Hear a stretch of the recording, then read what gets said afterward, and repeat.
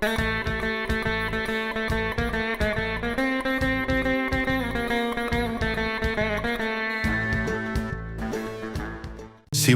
சிவராத்திரி என்ற பெயர் வர காரணம் அம்பாள்தான். பிரளய காலத்தின் போது பிரம்மனும் அவரால் சிருஷ்டிக்கப்பட்ட அனைத்து ஜீவராசிகளும் அழிந்து விட்ட நிலையில் இரவு பொழுதில் அம்பிகை உமாதேவி பரமேஸ்வரனை நினைத்து பூஜை செய்தாள். 4 ஜாமங்களிலும் இரவு முழுவதும் ஆகம விதிப்படி அர்ச்சனை செய்தாள்.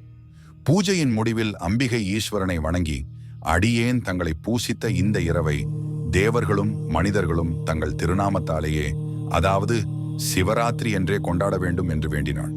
சிவராத்திரி அன்று சூரியன் மறைந்தது முதல் மறுநாள் காலை சூரியன் உதயமாகும் வரை தங்களை சிவனை பூஜை செய்பவர்கள் யாராக இருந்தாலும் அவர்களுக்கு எல்லாவிதமான பாக்கியங்களையும் தந்து முடிவில் மோட்சத்தையும் அளிக்க வேண்டும், அருள் புரியுங்கள் என்று அன்னையானவள் வேண்டிக் கொண்டாள்.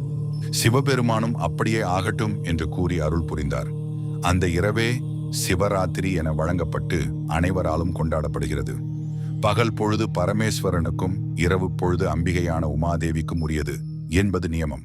ஆனால் சிவராத்திரி என்பது அம்பாளின் வேண்டுதலின்படி கொண்டாடப்படுவதால் அது சிவனுக்கு உரியதாயிற்று. முடிந்தால் முறையாக வழிபாடு செய்யுங்கள், தவறுகளும் மாற்றுதலும் செய்ய வேண்டாம்.